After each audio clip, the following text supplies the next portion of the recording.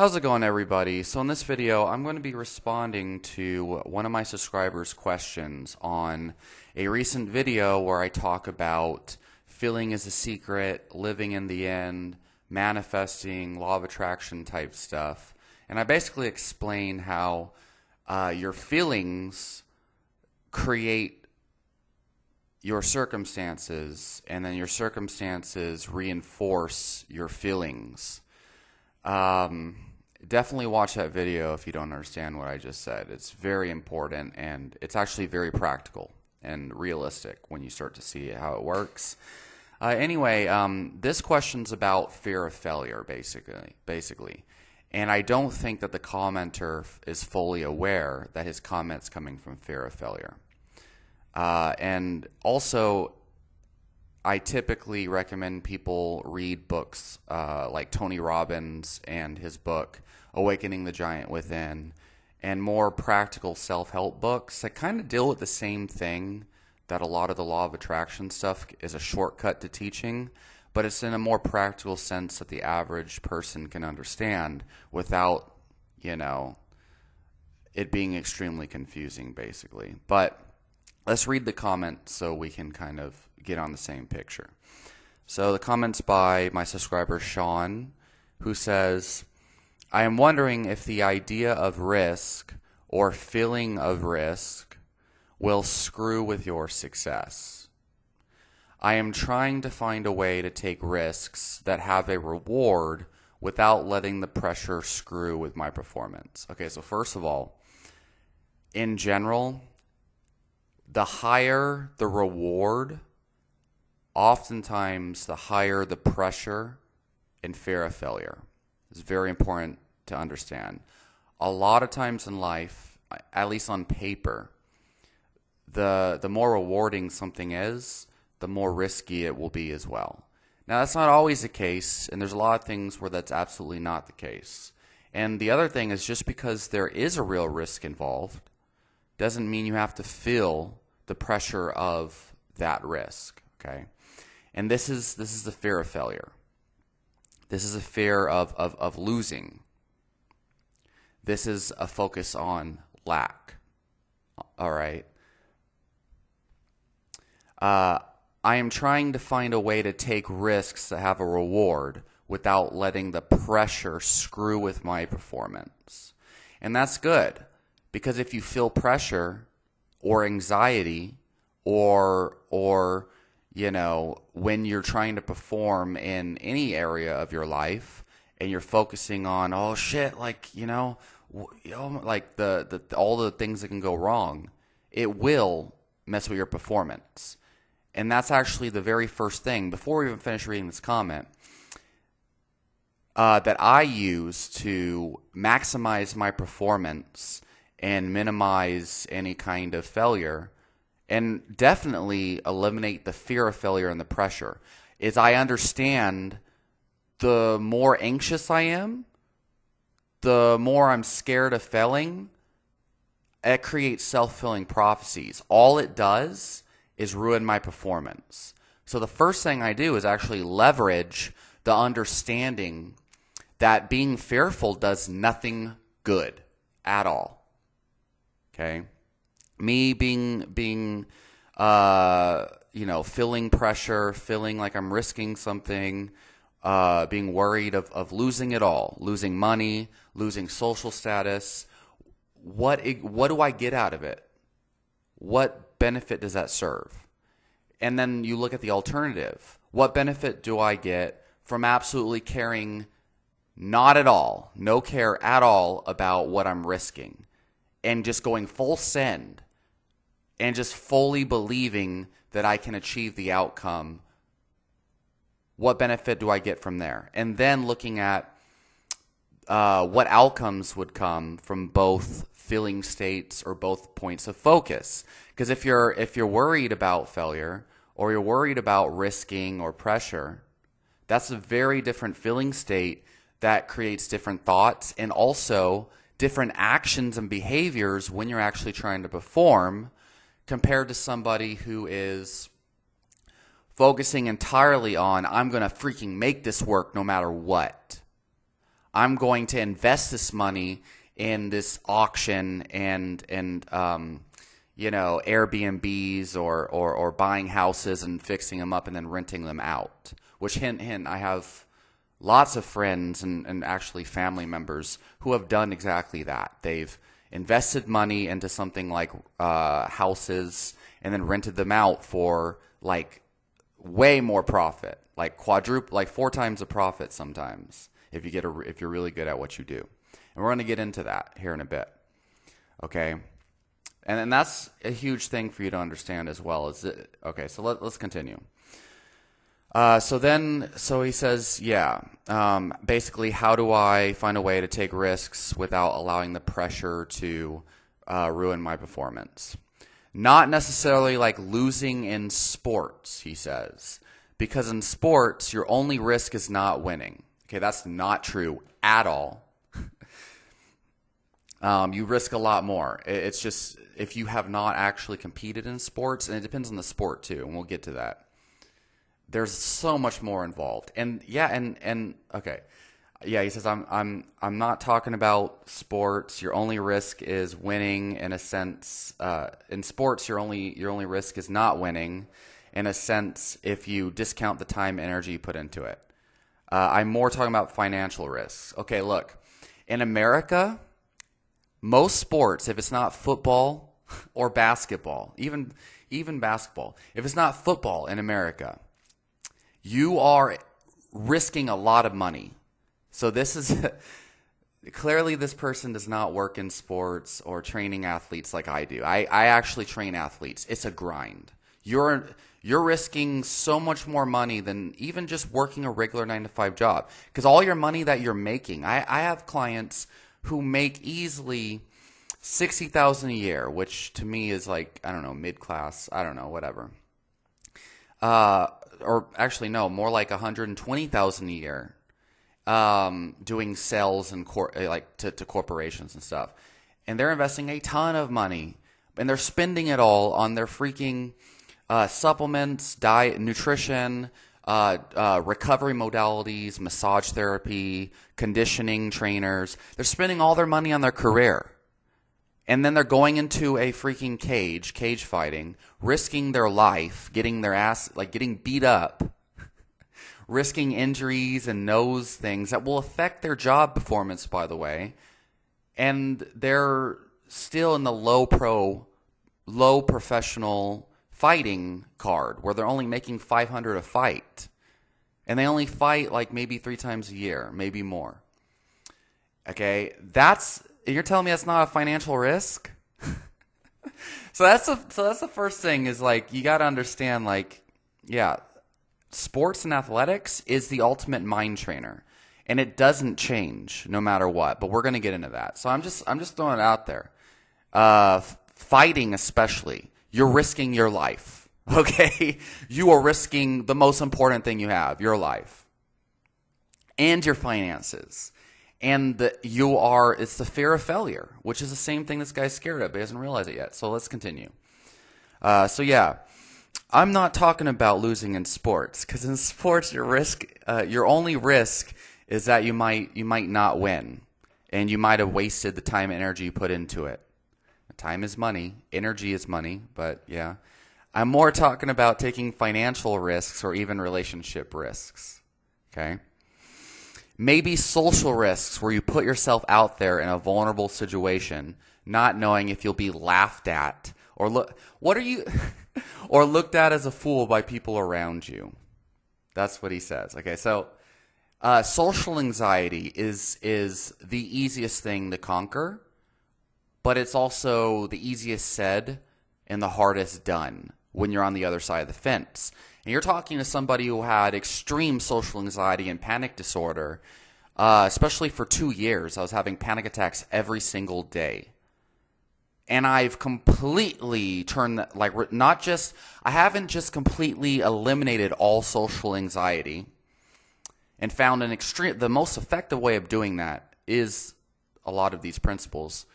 But also, I'm on the other side of the fence where I have the most insane social confidence now. If you see me talk to people, groups of people, I mean, like I'm doing right now. I'm not, my mindset's not I'm talking to the camera. My mindset's I'm talking to thousands of people on freaking YouTube that I don't even know. And y'all are the worst, y'all are the most hardest critics too. When you talk to a camera, I know that there's so many people that are like, oh, this guy, law of attraction's bullshit, blah, blah, blah. Look at this guy's bald. I've dealt with all that crap on YouTube, but I'm so past that.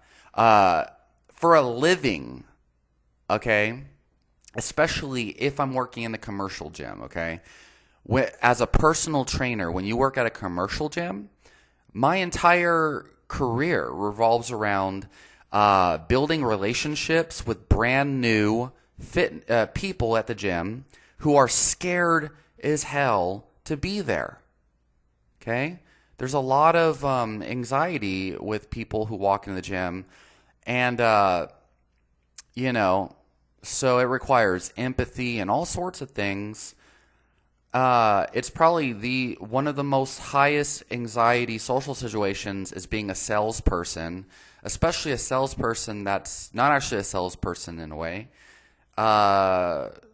in a gym full of people that have social anxiety, especially when understand mirror neurons and you understand when a human feels anxiety, the other person can feel it as well. So anyway, my entire job revolves around building relationships with as many people as possible, being an educator, an effective educator who also is very sensitive to how that person is feeling, and then catering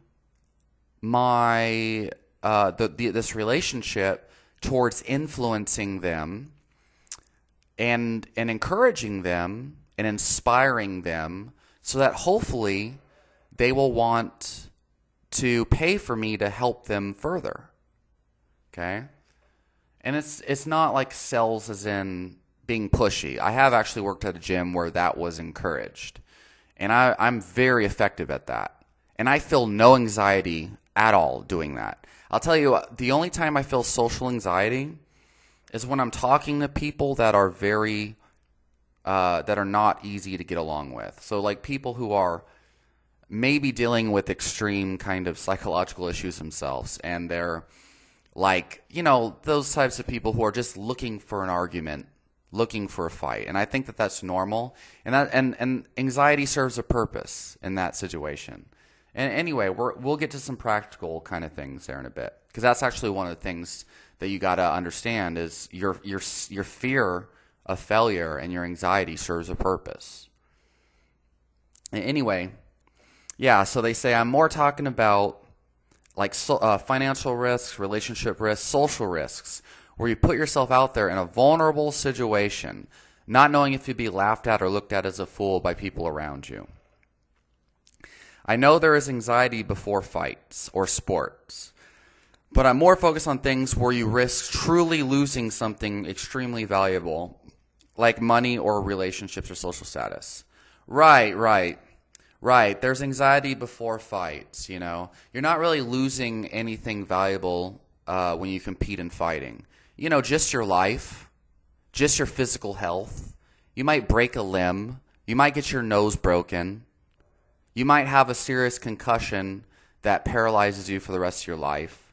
But nothing major. You're not losing anything major like in relationships or going and talking to people. You might be laughed at because your freaking self-image is so important, right? It's not nearly as important as like losing your nose in a fight, losing your limbs.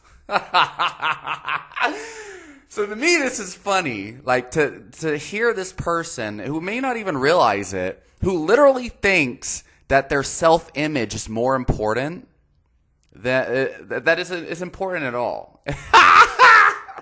I'm so scared of being laughed at.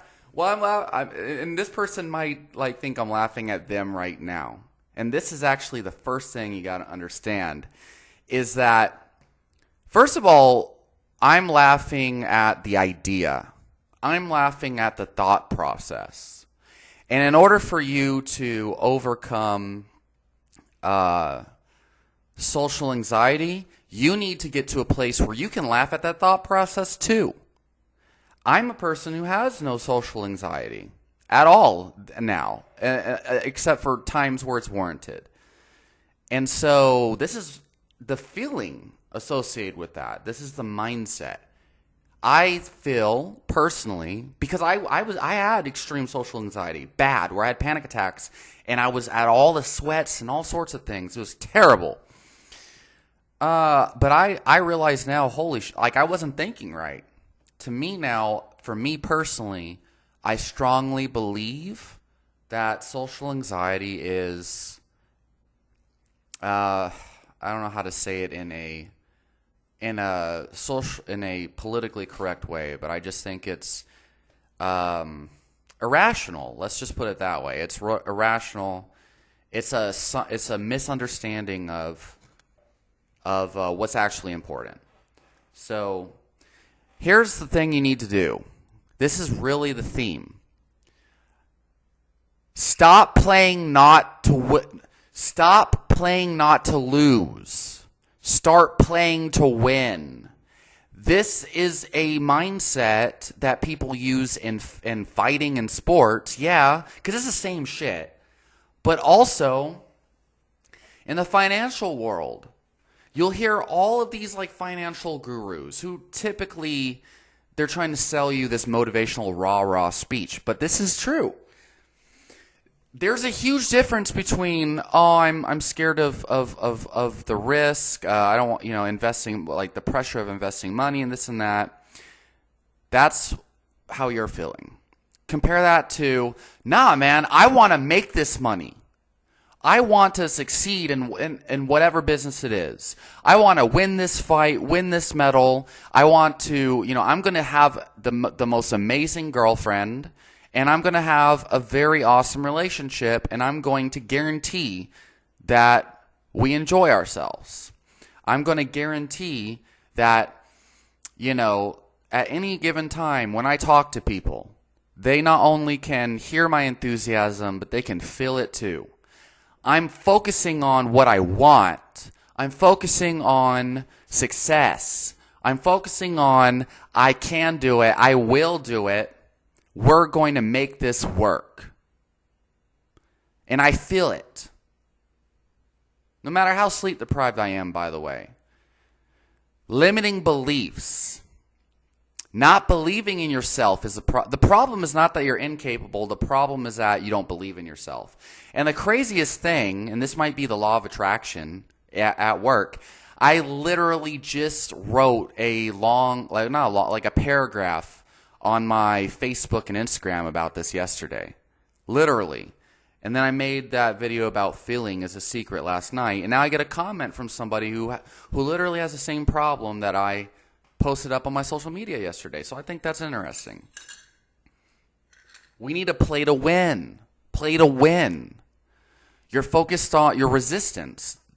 You have resistance. Abraham Hicks talks about that. That's resistance.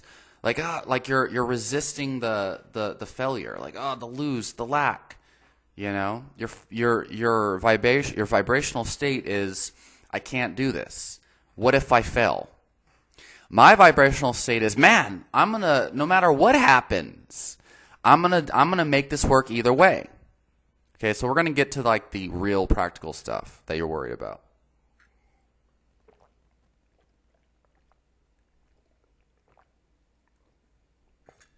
All right, so look, you need to focus on what you want. That's what it is. Let's talk about social situations. That's the easiest one to know. And look, these principles apply to everything. It's not like, I don't want to, it's not about sports. It's about like finances, right? Like, okay, and okay. So check it out. Look, let's talk about the social situations and stuff first. Look. Losing social status, being laughed at. When I make these videos, when I go, I used to be a vocalist in a death metal band, okay? And I had people that told me my vocals suck. And I'm not even going to tell you, but there were blog articles. People would talk shit about me on social media, and there would be people that were haters, hardcore haters, talking about how my vocals sucked and I was a loser and all this crazy stuff, right? And it's just haters that create rumors and really crazy things, right? And it used to really bother me and disturb me because I'm like, this shit isn't even real. This is not an accurate representation of me. They're trying to ruin my reputation. I've experienced it all. Having a name like Wolfgang, it's my real name, my entire life, I've been the most popular kid everywhere I've gone and had the most haters. And that brings with it a lot of pressure and social anxiety. Mostly if you're attached to your damn self-image, which you are. In social situations, number one, if you take yourself too seriously, you're fucked. You're fucked. If you care too much about what other people think it's not so much that you care about what other people think about you. And this is why faking it till you make it is stupid. It's about, I am this successful person, this smart person, this intelligent person. I am this cool person. I'm James Bond. Whoever you think you are, the more attached you are to that, the more pressure you will feel. Because now, anyone who does not validate who you think you are, validate your self-image, will ruin your self-esteem. Because you don't have self-esteem. You have an unhealthy attachment to your self-image. Okay? And that's what breeds narcissism to a certain degree. Okay? You need to laugh at yourself. You need to, be completely fine with all of your flaws and insecurities. You need to feel like none of your flaws and insecurities.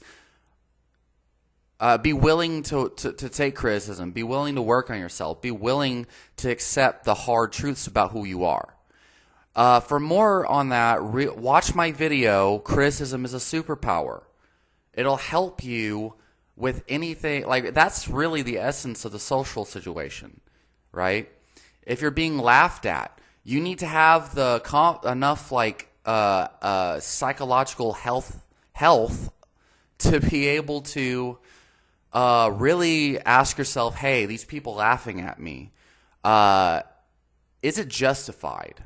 And some people, they have so much trauma and emotional baggage from their childhood that they can't honestly reflect on themselves. Everything is yes, because I was a failure in childhood, and my mom and dad, they always whatever. There's a lot of emotional pain associated with it, and now everything's like a self-defeating process where people laugh at you, and then you're like, oh yeah, it's because I'm a failure, and no, you need to get specific. What real specific tangible traits? For example, people, if they're like, oh, Wolfgang's bald, right? Or, oh, I don't care about that, because it's who cares? What value do people get from focusing on my baldness? What real meaning does that have? I don't care. No one cares about how bald I am unless I care. And then, of course, worrying about my baldness is going to affect my performance. How am I going to be able to talk to y'all with the enthusiasm and energy and clearness of thought if I'm watching my every word and I'm scared that they might think I am crazy or that I am saying something ridiculous? Nah, I don't care. I feel like what I have is valuable because I've critically reflected on it, because I've thought through the criticism. And I understand how valuable these topics are to people, and I battle tested them. Anyway, the experiment that I did to get over my social anxiety, I purposely sought out criticism and laughter. I wore the most ridiculous clothes you could wear. This was back in 2014. I talk about this all the time. I did the Stoic experiment. That I learned from Tim Ferriss. I wore giant baggy gym shorts that were lime green and a giant pink-red shirt. I looked like a watermelon. And I used to have really long hair at the time because I was balding and I was in resistance to that. And I used to put coconut oil in my hair, and I didn't shampoo it at the time because I was trying to grow it out. I used apple cider vinegar. So I smelt like apple cider vinegar and freaking coconut oil. And I wasn't showering at the time because I had really bad psoriasis that I eventually healed with nutrition, by the way. It was bad. I smelt horrible. I looked like a damn watermelon. And I'm laughing at it now, by the way. Oh, I'm so scared. I don't give a fuck. It was hilarious, bro. That's the reality. I'm okay with it. because it's funny, and if someone, whatever. So, and so I went out into public. I went to my psychiatrist and everything, my therapist at the time, and talked to him about it. And that's another thing. People are scared to admit if they have therapists. Like, oh, okay. No, it's like, bro, if you're not willing, if people are going to criticize me for having a psychologist, for seeing a psychologist, that says more about their own lack of mental health than anything. You should be happy that someone is willing to work on their personality traits with a professional. You see, there's a theme here. It's a matter of understanding the rationality behind other people criticizing you. I know it's irrational to criticize me for seeing a therapist. So I'm not scared of the stigma and telling people, hey, I'm a high-functioning person in society who sees a psychologist, and you should too. Because most people are neurotic and crazy. Why would I care what they think?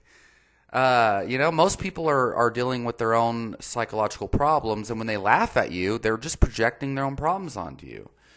But anyway, I wore crazy clothes. I smelt crazy. My psychologist did ask me, he's like, what's up with that? And I'm like, well, I'm just trying to numb myself to what people think of me. He's like, oh, that's healthy. But of course they knew me, and I'm really out there. And that's the other thing. I'm the most out there, far-fetched, crazy person generally. Well, not crazy, but the most unique person in society. So I always get singled out. I have all my life, but I understand it now, so it doesn't bother me. Let's see. Yeah, and so the other thing, no one cared but my mother and my psychologist. No one said anything. No one treated me differently. No one laughed at me for smelling like apple cider vinegar and looking like, just whatever. Wore the same crazy clothes every day. And then I started dating girls. Actually, I didn't try to date girls. Girls started coming to me, wanting to take me out. So, and this is not a joke. I've talked about this all the time when I talk about social anxiety. Girls started to be concerned for me, and they're like, oh my God, like, here, do you need help shaving your beard? Do you need help? Do you need me to buy clothes for you? They started buying me clothes. They started helping me groom myself, okay? And I started to realize that it didn't matter how weird I looked. Didn't matter how weird I thought my personality was. What people care about is, how you make them feel, right? But whatever. So I just realized how fragile it is. And I realized how everyone cares way too much about what other people think about them and their presentation. It's the attachment to your presentation. It's like, oh my God, I better look my best. I better say the right thing. That's an illusion and a fallacy. There is no right thing to say. No matter what you say, no matter what you believe, there's going to be people who think that you're crap and who don't vibe with you. That's the thing. This is a comment on the law of attraction and alignment. Look, if you understand that everyone is attracted to you by your feelings, by your feeling state, or whatever it is that the frequency you're emitting. This is a powerful thing. Because you realize no one's going to come into your life and the only people that are going to vibe with you, are people that are in alignment with your dominant frequency. And that is an amazing thing in social anxiety. It takes the pressure off because you're like, I'm gonna say the things I'm gonna say that I think are correct and that feel good to me, and I'm gonna do my best. I'm gonna make a performance that I feel good about, and then people are gonna vibe with it that are in alignment with that feeling or whatever, right? But no, you're talking to someone who literally every single day is one social performance after another. My entire financial success depends upon my reputation, my frequency, my presentation. in the gym, in a commercial gym as a personal trainer, everyone is staring at you all the freaking time. And for someone with social anxiety, that should scare the shit out of you. I used to care way too much about that, but now it's the opposite. And people always tell me that that's a huge, strong point. Clearly, the way that you hear me on these YouTube videos is very much the way that you'll see me in person, and I do very well for myself in that regard, financially, socially, due to this. Of course, there's more of a back and forth discussion all the time, and I do my best to listen more rather than talk more and teach. And maybe I try not to be as intense. But the other thing, so now, so we're just realizing that generally speaking, it doesn't matter what people think of you as long as you are focusing on performing the way you feel is good, right? Because you like the only thing you should really be afraid of is, well, it depends on what we're talking about here. If you're talking about being a teacher like I am, and an educator, you better know what you're talking about. But that's where the confidence comes from. I know that everything that I tell you works, and therefore I'm not scared of someone thinking I'm full of shit. I'm willing to talk to people. If you have criticism and you think that my methods or my teachings are bad, I want to hear it because I want to improve. So I'm not scared of my reputation or my social status being lost, of someone thinking I'm full of shit. I literally just made a video about alkaline veganism and Dr. Sebi, responding to the hilarious criticisms where a Dr. Sebi follower told me I'm full of shit. And I critically analyzed those comments and discussed them. That person still hasn't responded. I'm asking them for more criticism. I'm like, hey, what points do you disagree with? Can you point me, towards some information? And they can't. So I'm like, why do I care? But it depends on the context, right? Okay, so let's talk about money here. Look, and the other thing is, we're like 30 minutes into this video, and the only anxiety I have is that you don't have the attention span or the enough care to fully listen to a video like this to solve your problem. Most people are so neurotic and just like so focused on their failures that they can't even listen to a video responding specifically to their issue and get a full, thorough understanding of it. So they never transcend it because they don't understand it. There's so much value in this freaking video, in my opinion. But anyway, you're not going to solve this problem if you don't deal with the actual practical reality. Most law of attraction people and manifesting techniques and crap, they're like, yeah, just pretend that everything is all right. Just try to feel good about it. Just, fake it till you make it. No, that's the wrong thing. Trying to fake it till you make it is how social anxiety remains. Because faking it till you make it implies that you're creating a fake persona that you are trying to get your external reality to validate. And it's that attachment to validation that is the underlying cause of most social anxiety. When I walk into a room, I'm trying to have fun. I'm focused on having fun. I'm focused on getting to know people. I want to have cool discussions with people. I want to know more about people. I'm asking questions. I'm not focused on, is this person respecting me? Does this person like me? No, I'm like, man, I want to hear more about you so I can like you. I'm looking for reasons to enjoy this person's company. Most people, they have boring, they feel bored with their lives. They feel bored with their social interactions. Most people engage in small talk and they're scared. They're scared. They look at their phone. If I say hi to people on the street sometime, they just look down at their phone and ignore me, right? I'm looking for for entertainment within conversations. I'm trying to turn boring, mundane shit into gold. That's alchemy, inner alchemy. So anyway, that's the key, is you're focusing on lack.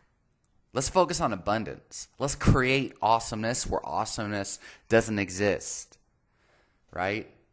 I'm not at all worried about, oh no, they're going to laugh at me. They're going to think I'm weird. Like, look, there needs to be awareness of how people are feeling.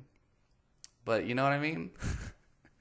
Again, coming from someone who had chronic panic disorder and anxiety attacks, I completely flipped it around because I know what's important. It's not important. Everyone else has social anxiety. And when they laugh at you, it's a reflection of their social anxiety. Everyone is human. So to think, oh, I'm being laughed at, it's me, I'm a special snowflake. I have unique characteristics that are worthy of being humiliated. Like you really look down on yourself that much? Everybody has flaws to be laughed at. Everybody. And that means you're not special in that regard. So everybody could either be, feeling that pressure of failure in social situations or not. They could just completely not care.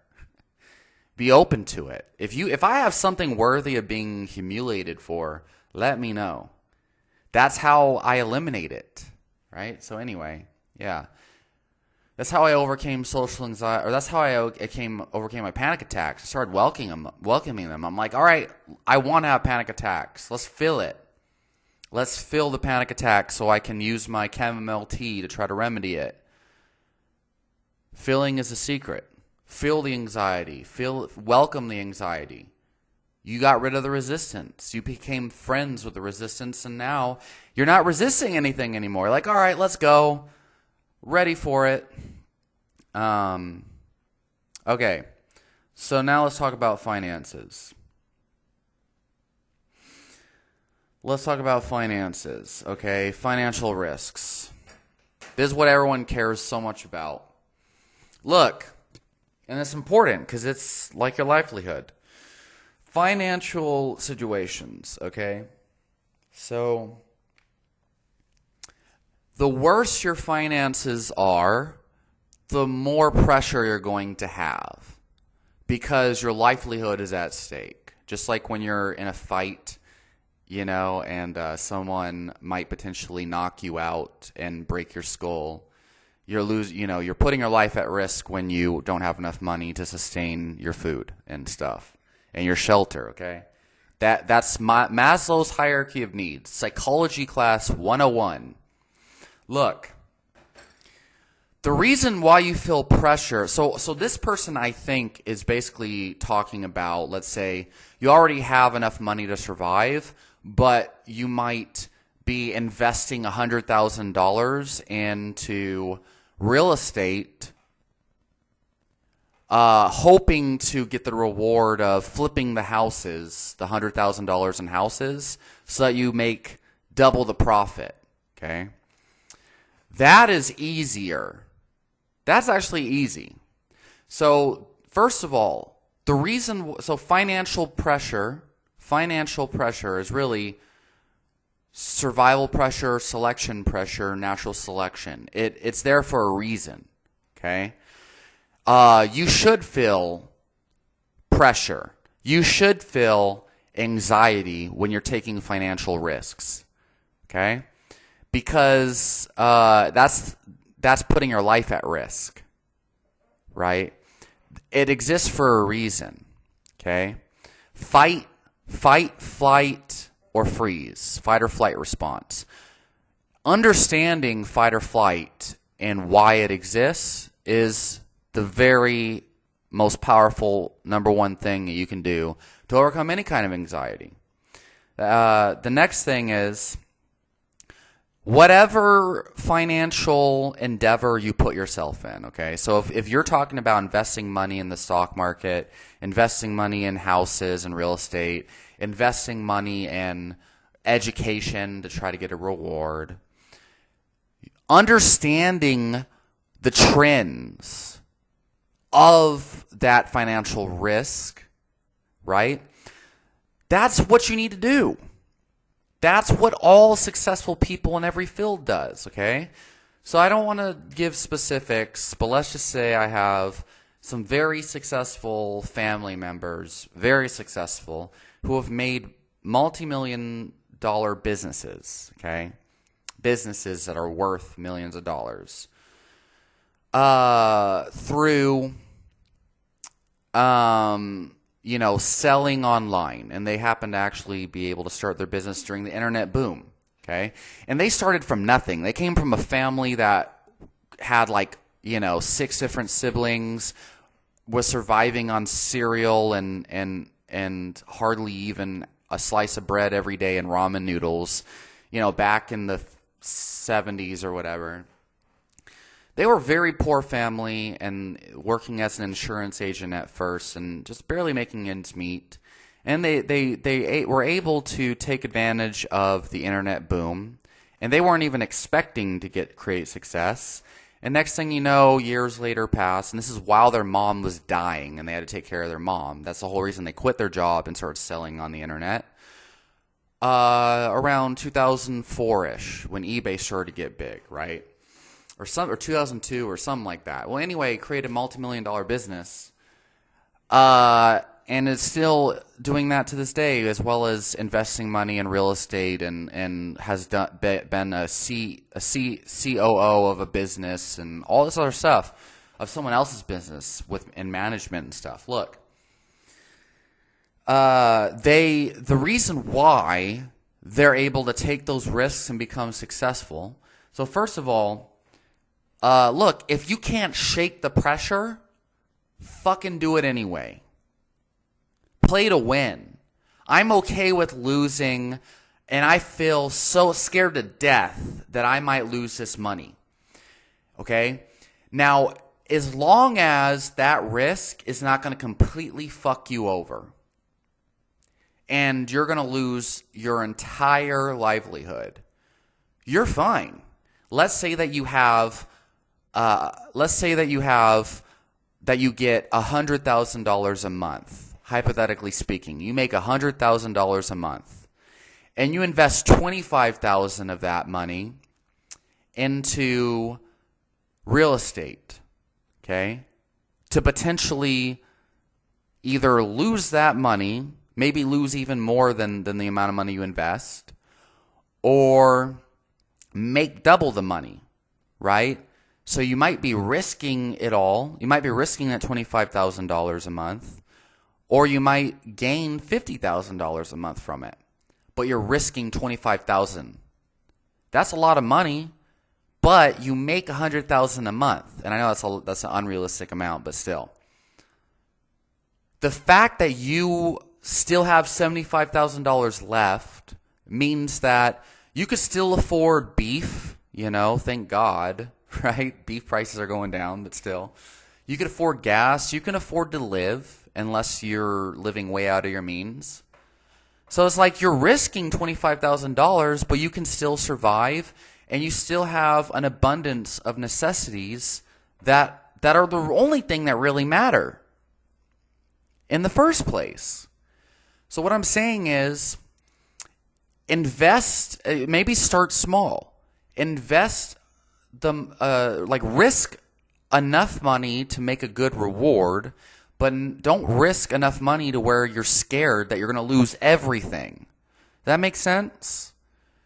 And then the better that you get, so it depends on what the more you understand the trends in that subject, the trends in real estate, the more effective you become at gaining more reward than risk in your investments. The better you get at investing and getting good outcomes, the less and less riskier it becomes over time. On a practical level, and hypothetically, the more confidence you should have. And the more confidence that you have in your ability to reap the rewards and not lose as much, The more confidence you have in being able to predict the outcome and get good outcomes consistently, that's confidence 101. You take action and you fail. And the more you fail, the more you modify your approach to become better next time.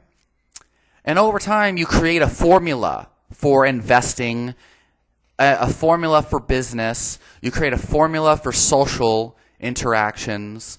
You create a formula for winning fights. You create a formula that works more often than it fails. And you're going to fail. All intense. You're going to fail. You're going to fail. Like all violent. But seriously, you're going to fail. But that's required so that you can get better next time. So that you can develop your methods for next time. Okay? If a girl rejects you, maybe that's because y'all aren't compatible. If a girl rejects you, maybe she is having a bad day. If a girl rejects you, maybe you're an asshole. Maybe you came off too strong. Right? Maybe you're too attached to her validation. Maybe you're just not her type. But guess what? There's more compatible girls. There's millions and billions of girls in society. If you will find one, as long as you're a healthy human and you have a healthy approach.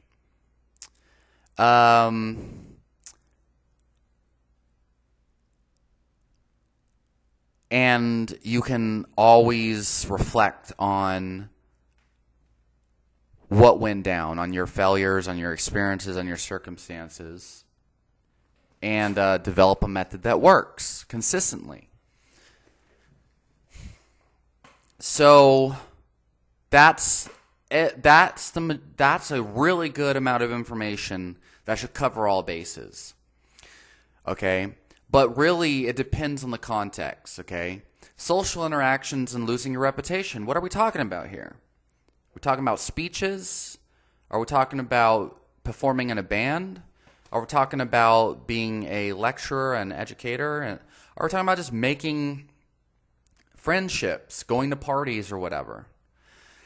The specific context, I can give you even better advice.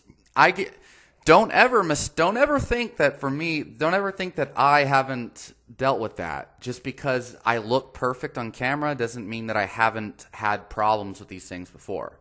I've had problems with all of these things. Finances, problems with business, problems with risk versus reward, problems with my social skills. Believe me. Anxiety, all of this stuff, man. And the principles are universal. I focus on universal principles because they're the easiest to learn, the most widely applicable, and usually when you focus on principles over techniques, it's more genuine. You develop your own techniques, actually, is a really cool thing, your own methods, and they're the easiest to learn and apply across the board. But it applies to everything. Finances, too. What are we talking about here? Are we talking about you're already like rock bottom? Look, the more poor you are, right, the less money you have, right? And this person doesn't sound like they're talking about that, but let's say you only make, I don't know, $20,000 a year. That's a very low salary, right? I don't know how you'd survive on that. Let's say you make $20,000 a year. Okay? I mean, whatever job you have, it's only going up from there. You can only improve from there, right? You don't really have a lot to risk, so to speak. At that point, you should really be playing to win. You should, because all you have is to play to win. If you're not playing to win when you only have $20,000 a year, well then I don't know. Yeah, I don't even want to speak on that. But if you have if you make $100,000 a year, okay, you have a lot of money to use to your advantage. It's like you have enough, as long as you live within your means. If you have $100,000 a year and you don't know how to eat good, relatively healthy, and live a lifestyle that fulfills your passions and your life and your basic necessities, you know, and then you can invest. You should have a little bit of money to invest in stuff, unless you have all these other like financial demands that you can't sustain, and that's where people start to get into issues. So, but for me, it's all about creating my lifestyle, creating my, you know, whatever it is, organizing my life in a way that supports fueling upward spirals in a way, right? If I don't feel like I can, that's why I haven't had a family yet. I want to have my degree already. I want to have won gold medals already.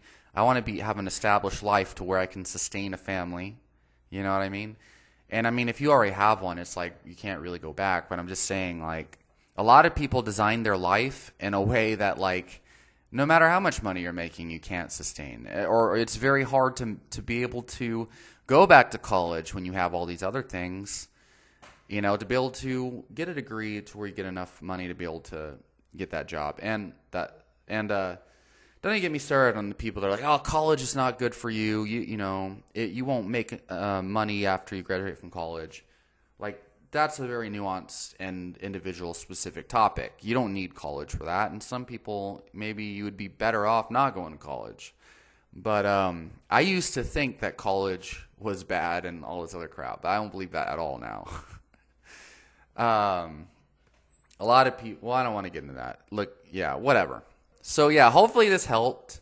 I do confidently believe that all of these principles in this video especially focus on what matters. Focus on winning. Focus on, I'm going to become successful. I'm going to, you know, even if I fail investing this money now, I'm going to make it work eventually. I'm going to get to a point where I'm able to succeed in this money thing. But it depends. What freaking field are we talking about? What type of financial risks are we talking about here? But I don't think like focusing entirely on law of attraction videos and stuff is going to help people in this regard. Again, it's like understand your situation in a realistic way to where it makes you feel good about your approach moving forward. The more you understand the stock market, the real estate business, the personal training business, whatever it is that you're risking your finances in, the more you understand it, the less fear you have. Research, education, build experiences. Okay? But people, they spend too much time thinking about things. Like, oh, I don't know about this, strategizing and law of attraction videos and talking to people, and they never take action. And then you have these law of attraction people who are like, yeah, you don't need to take action, just feel good. Like, bro, I would love to feel good, but right now I'm like struggling financially and all this other crap and blah, blah, blah. It's like the more action you take, the better you start to feel over time. So, yeah. Right? But people are trying to skip that step. Like, no, I can't. I don't want to feel uncomfortable. And if I take action, I'm gonna fail. Like, no, right? Like, taking action's the wrong step, guys. If you don't start trying to move towards your goals and take action towards your financial goals, go to school, whatever, right? Then I'm gonna do the law of attraction wrong. If you're taking action, then you're not following the law of attraction right. It's like, what the fuck am I gonna do then? I'm just not gonna go to work because I don't feel good. Woo! Nah. No, that's what they call law of attraction porn. Look, take action, no matter how fearful you feel, but do your best to try to like feel good and yeah, relieve that anxiety. So, look, I'll make more videos about this. Again, I appreciate this comment. It's a very good comment, question or whatever. Let me know if there's something deeper I can help you with. Ask me more questions about this. More specific questions, especially about what fields are we talking about here. Yeah, let me know if this helped. Let me know if you have more questions, and I'll talk to y'all next time.